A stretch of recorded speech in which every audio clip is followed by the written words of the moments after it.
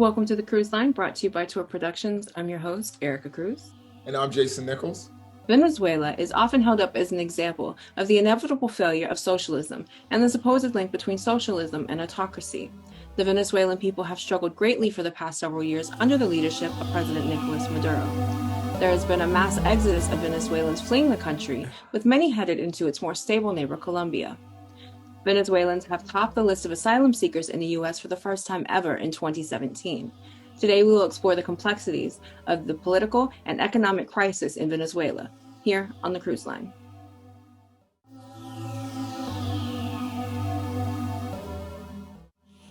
Venezuela was inhabited and ruled by indigenous people until 1522, when it was colonized by Spain.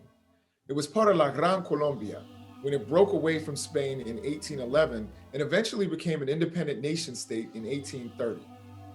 Venezuela depended upon agriculture as its primary export until the early 20th century, when large oil deposits were discovered in Lake Maracaibo.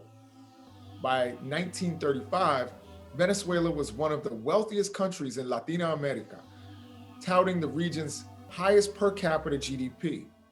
However, much of the 20th century was marred by military coups, political instability, and an economic crisis in the 1980s. The Bolivarian Revolution, a left-wing populist movement named after the liberator of South America, was led by a charismatic Afro-Venezuelan by the name of Hugo Chavez. Chavez became president of Venezuela in 1999.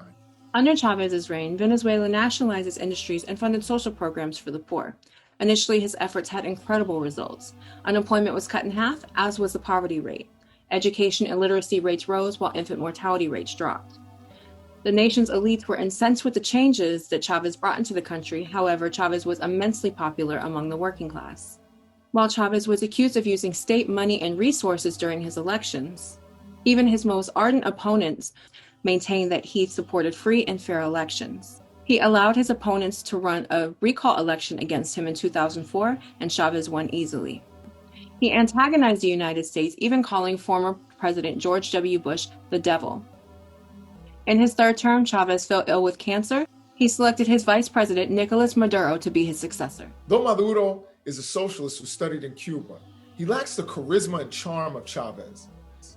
Chavez governed over a country experiencing an oil renaissance. However, all good times come to an end.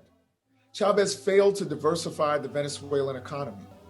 After his death, oil prices crashed from $100 per barrel to $40 per barrel in 2014, leaving the country's economy in shambles.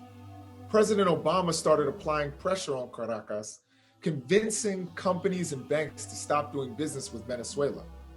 The Trump administration implemented a total embargo on Venezuela, making it difficult for citizens to get basic essentials like food and medicine by stopping the purchase of Venezuelan oil, freezing its international accounts, and confiscating its U.S. subsidiary, Citgo.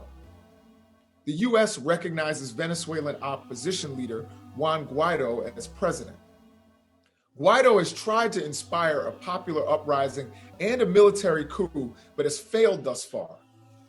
Poor Venezuelans are bearing the brunt of these political issues. It is estimated that up to 20% of the country did not have immediate access to potable water because the government cannot afford to fix old pipes. While the government nationalized industries and created social programs, it did not invest in modernizing its infrastructure, which made the economic downturn feel exponentially worse to the average Venezuelan. In sum, Venezuela's collapse was less about its socialist programs and more about its overdependence on oil, lack of economic foresight, poor decision-making, and outside pressure campaigns. That's all for us here on the Cruise Line. Like and comment below if you found this video helpful. Be on the lookout for more content from us and other soon-to-launch shows and tour productions. Stay safe and wear your mask.